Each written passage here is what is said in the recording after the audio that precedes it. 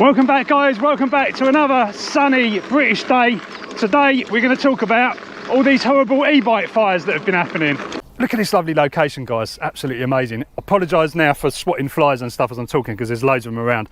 I'm just like a cow, they're all attracting to me. So yeah, e-bike batteries, they don't just catch fire. This is the truth of the matter. I've seen lots of news articles published, you know, scaremongering a bit. There's some fact in there obviously as well, but you know, they're scaremongering a little bit, trying to, you know, get on the whole e-bike thing. E-bikes are bad and batteries are bad, all that sort of stuff. So yeah, there's been a lot of news articles publishing us informing that there's been an outbreak in e-scooter and e-bike fires in the UK. This is no joke, and my heart goes out to those who've been injured and even died in the worst cases. It's a terrible situation. So I think it's time for a bit of education on this matter, because obviously the press is kind of saying stuff, and again, it's not entirely correct, blaming things that aren't really the cause of the problem. So let's be really clear on this. It's really unlikely that an e-bike or e-scooter will just spontaneously combust. It doesn't happen. The most likely part of an electric vehicle that has the potential to go up in flames is the fuel tank. Yes, they have a fuel tank. The modern equivalent of a fuel tank is a battery. So, and that's the first point. We all need to be treating batteries as a fuel source, because that's what they are, a solid fuel source.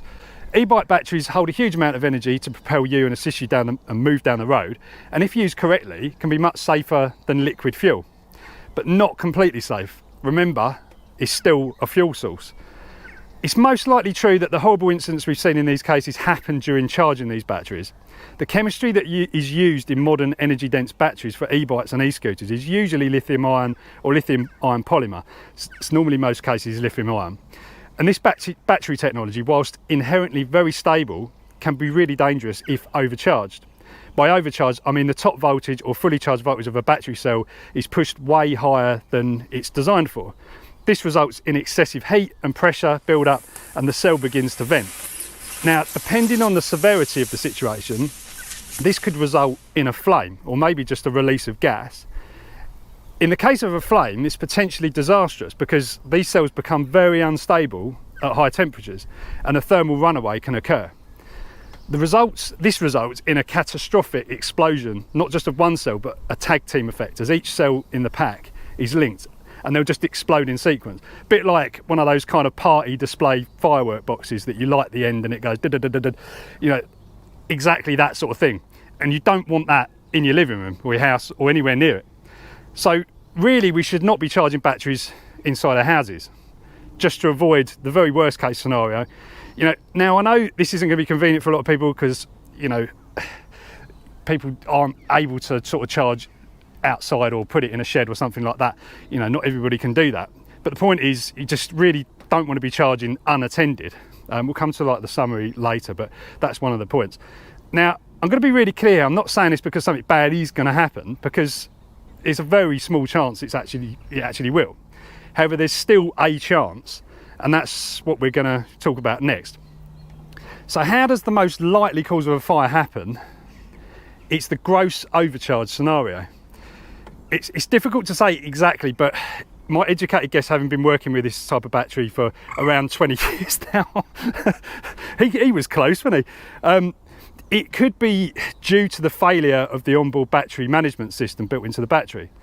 There's a small circuit, if you don't know, there's a small circuit inside a battery designed to disconnect the charger in the case of overcharge and over discharge if you're riding, and other unwanted states. So it kind of looks after the battery and its safety. Think of it like an intelligent fuse. It is, you know, a good way of thinking of it. Now, these little circuits are usually reliable and they just sit there doing their stuff and keep your battery in check. There's lots of these cells in these batteries, as we discussed earlier, with the sequence of explosions, all that sort of stuff. And they're all connected together to make up the full power needed to move an e-bike or e-scooter. And it's important that they're balanced so they can charge and discharge equally. So they're all the cells in the pack have got to be charged up to the same level and discharged at the same level. Sometimes they won't because of the internal resistance and chemistry, the way it's there's anomalies across the pack. But the BMS is the thing that kind of watches over that and makes sure that, you know, it is all working as it should be. Now, if this board ever fails, then you usually find the battery won't work at all. In extreme cases, it's possible that it will no longer balance the cells and one bank might get overcharged. So this could be a reason. But to be honest, I've never seen that happen in my 20 years of experience. I've never seen that happen. Most times, if a BMS fails, it will just completely stop working. The whole battery will become dead, and you'll be like, oh, why's my battery stopped working? So there's not really any way around it other than taking it apart and diagnosing problems. Other scenarios could be water ingress leading to failure of a BMS. Again, it's difficult to say, you know, how that would affect it. It could affect it in 100 different ways, but the point is a lot of e-bike batteries are not waterproof. They're generally capable of withstanding a spray of water, but not continuously. So you should always take measures to shield the battery from excessive amounts of water. Just a simple plastic bag stretched over the battery, if you're caught out in the rain, that can, you know, work wonders. Now there's also scenarios where a user can take apart the battery and remove the BMS, because it's possible to make an e-bike faster and more powerful by removing the main thing that prevents the battery delivering excessive amounts of power, the BMS. So I'm not saying this has happened in these cases, but it's totally possible that, you know, these have been tampered with.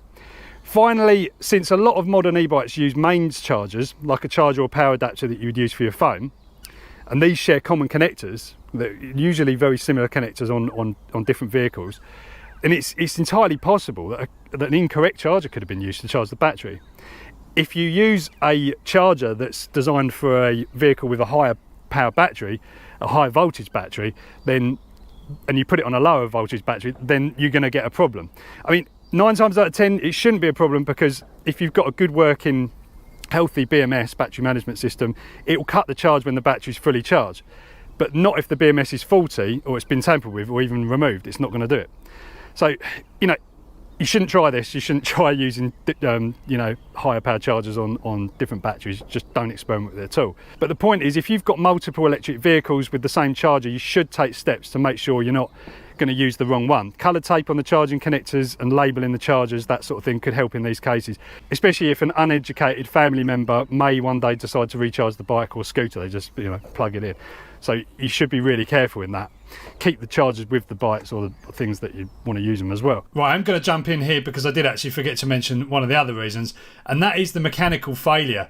You know, these bikes are jumping up and down, they're going up and down on bumpy pavements and all that sort of stuff, and getting really hammered about. So it's possible that internal wiring could be compromised in that way. Generally these things are pretty well built, you know, all the wires and everything inside are generally kind of taped together, but you know, maybe that combined with water ingress, you know, loosens tape and stuff inside that kind of, you know, holds all this stuff together. So you could potentially get, like, you know, wires coming off or maybe hitting something else, but you know, it's unlikely that's going to cause a massive catastrophic failure, because wires inside are thin, and if things short out, they will generally the wires will melt because they just act like a piece of fuse wire.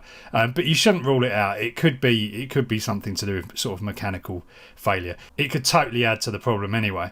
So those are the main reasons why a battery is going to explode. And in summary, here's some sort of useful tips about, you know, charging. Charge outside if you can. Don't charge unattended or overnight. Always visually check your battery for signs of water and other ingress or damage. You know, if it's got a massive dent in the side of it, probably not a good idea to charge it. You know, just use common sense. You can tell by looking at a battery if it looks in a bad condition. Just don't charge it, or take extra measures and be extra careful when you're charging it.